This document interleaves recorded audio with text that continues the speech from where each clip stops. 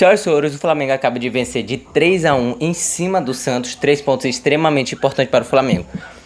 Poderia ter feito isso em cima do Bragantino? Poderia, né? Mas não dá pra ser feliz toda hora. Seguinte, rapaziada, pra você que não conhece, eu me chamo Ranilton, eu faço análise de pós-jogo, principalmente do Flamengo. Eu falo também da seleção quando tem jogo data FIFA, mas o foco aqui é flamenguista.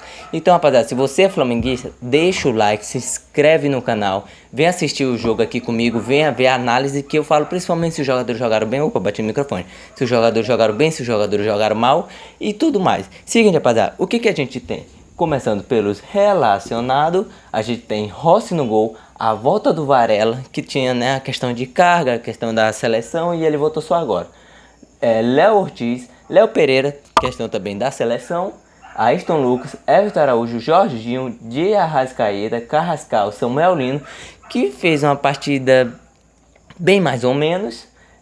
Pedro, que jogou muito bem, e aqui o técnico Léo Jardim. Seguinte, cara, o Flamengo, ele às vezes ele dá essa oscilação que incomoda muito o torcedor, cara, que joga muito mal e nem é irreconhecível e do nada joga bem. É claro que é o Santos, e é o Santos que está sem Neymar, que a gente sabe que o Santos com Neymar e Santos sem Neymar faz total diferença. Eu sei que é um jogador só, mas pô, é o Neymar, cara. O que a gente pode falar? O que a gente pode elogiar mais o Neymar? Eu sei que tá velho, né? Mas enfim, ainda faz a diferença. Seguinte, o que a gente tem?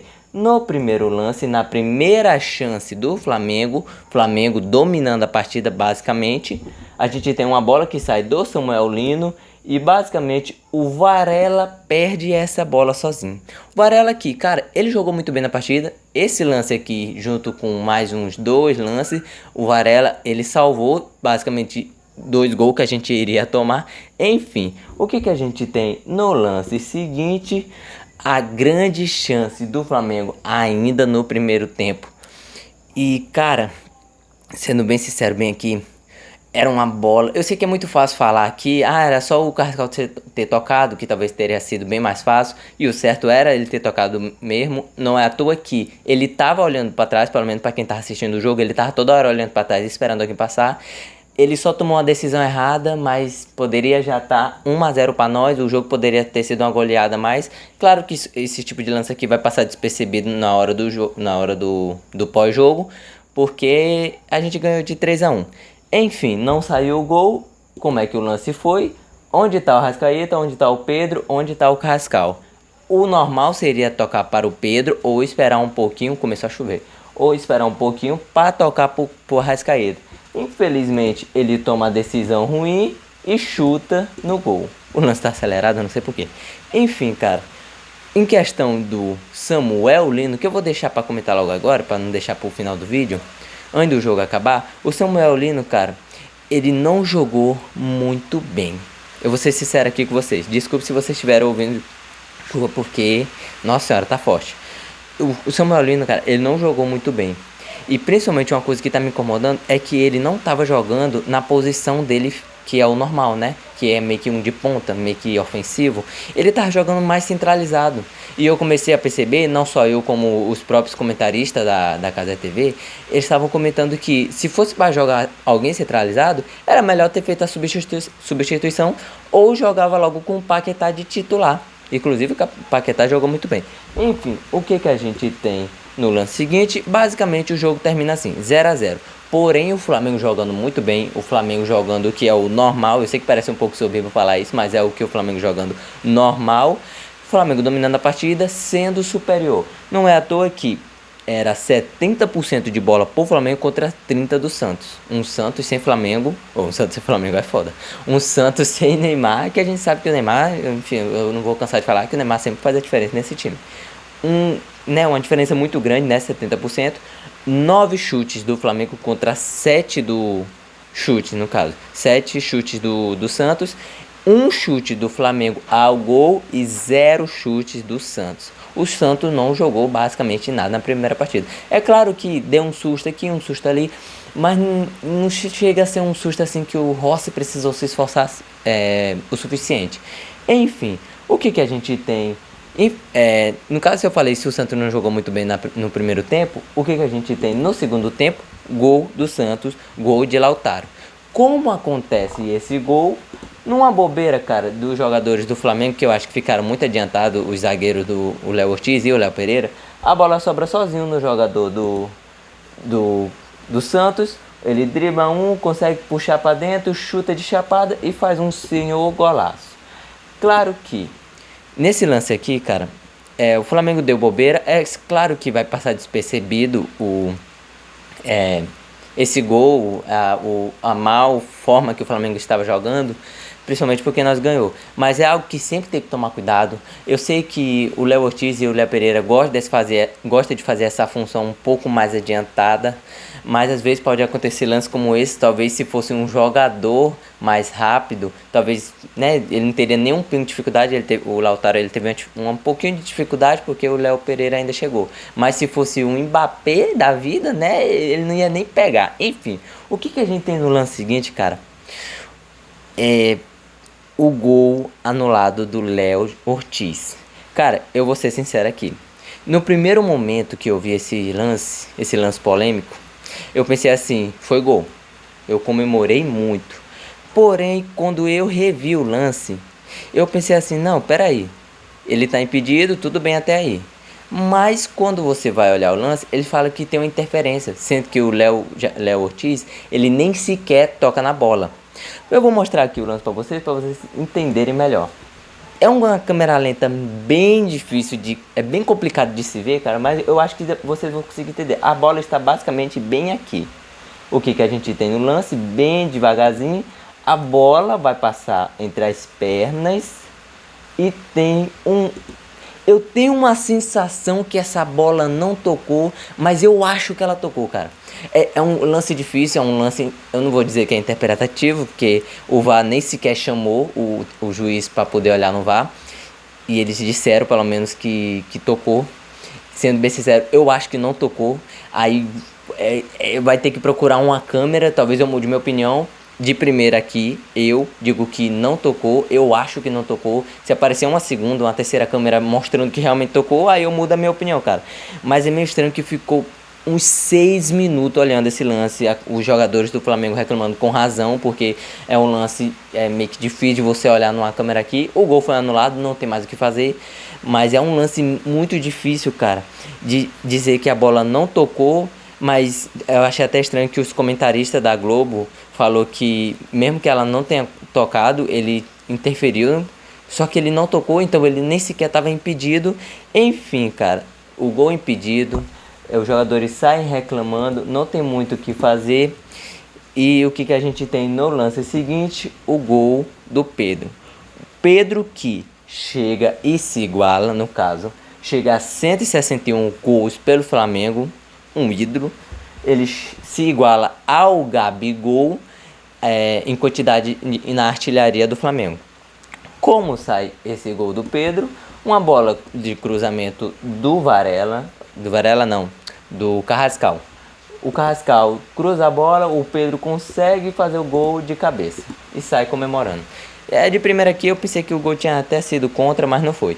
Pedro que faz uma partida relativamente boa, ele não é um estrondoso na partida, ele aparece principalmente nesse lance importante.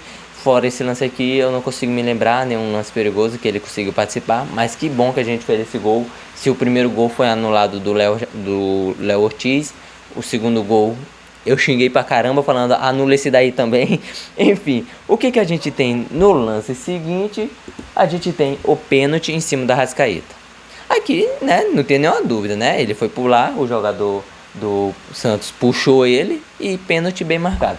O que a gente tem? O gol do Jorginho. De pênalti, ele vai pra bola, o Jorginho com toda essa qualidade, o Brasão que ainda vai pra bola, porém sai o gol e sai comemorando o Jorginho. Nesse lance aqui, cara, a qualidade do Jorginho é impecável. Eu nunca vou cansar de falar, porque a gente sabe que ele não só chuta gol, ele escolhe o lado no último frame de segundo. O Brasão que ainda consegue pular da bola, porém quando você espera o suficiente, a bola vai com força, é muito difícil pegar. Flamengo, cara, jogando...